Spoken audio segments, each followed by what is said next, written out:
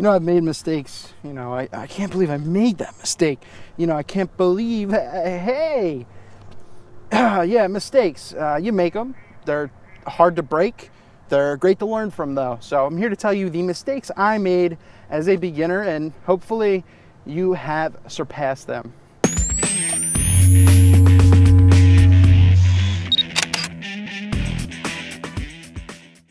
Oh, God.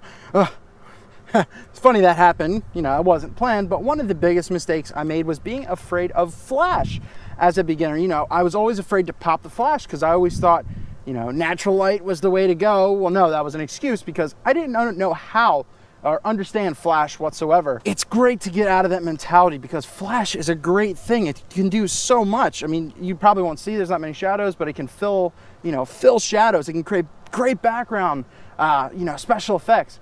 It's cool to get out of that mentality. Flash is a powerful thing. It's hard to grasp at first, so once you get it, you have maintained the beast. Getting out of automatic is one of the toughest things. You know, as I was saying, going above and beyond auto is one of the things you're gonna have to learn to progress as a photographer. Even if you are just a hobbyist. I mean, back in the day, I was afraid of RAW because first of all, I didn't understand what it meant.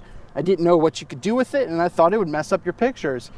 That's not true. I mean, JPEGs are good for being quick stuff. I'm not gonna fully get into, you know, the war between both. Getting to understand RAW is one of the greatest things that helped progress my career, to progress my learning, because you can do so much with a RAW file. Another thing I thought was cool was that, you know, HDR, high definition dynamic range.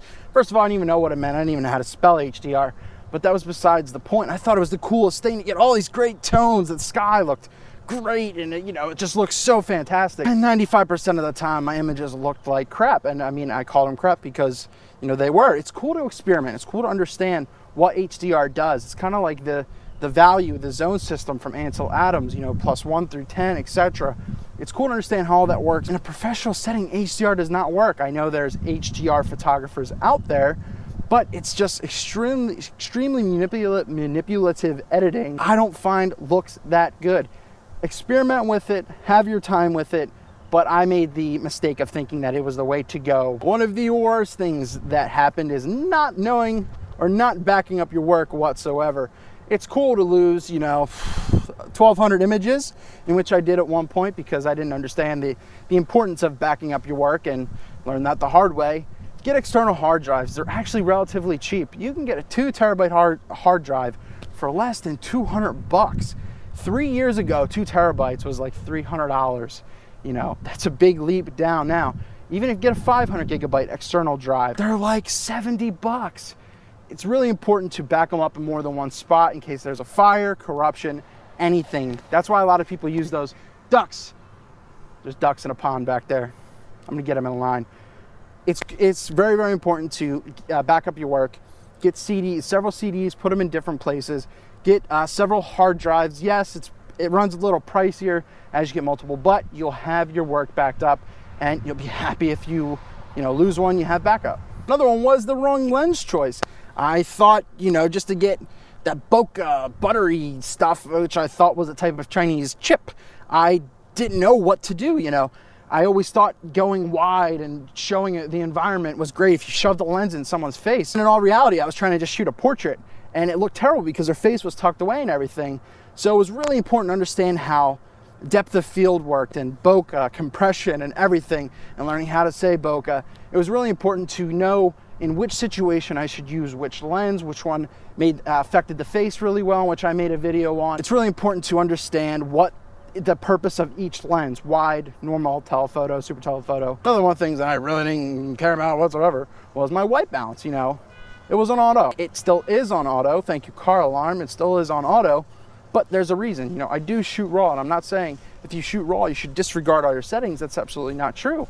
You know, because I feel the camera does 95% of the time, it finds the proper white balance of what you need. Now, if you go inside, it's a little tougher, maybe 90% of the time. It's not bad to leave it in auto, but it's easier in editing anyway.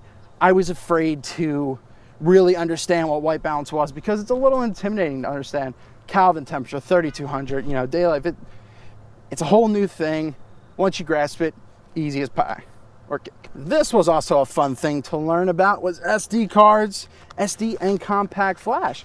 What classes were class 4, class 6, 8, 10. Or why I didn't just keep using the USB camera that came with my cable. I did. I didn't like using cards right away and taking them out and putting them on my computer.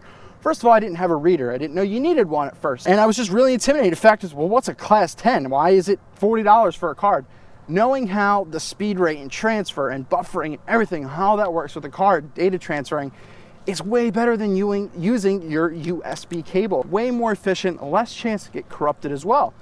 If you have 900 photos that you took of a wedding and you transport them via USB, you will wait hours upon hours when yet again in 10 to 15 minutes, depending on the size of, a card, like a 16 gigabyte class 10 or, 1000x speed, boom, 15, 20 minutes. Lastly, but not leastly, I was afraid to edit.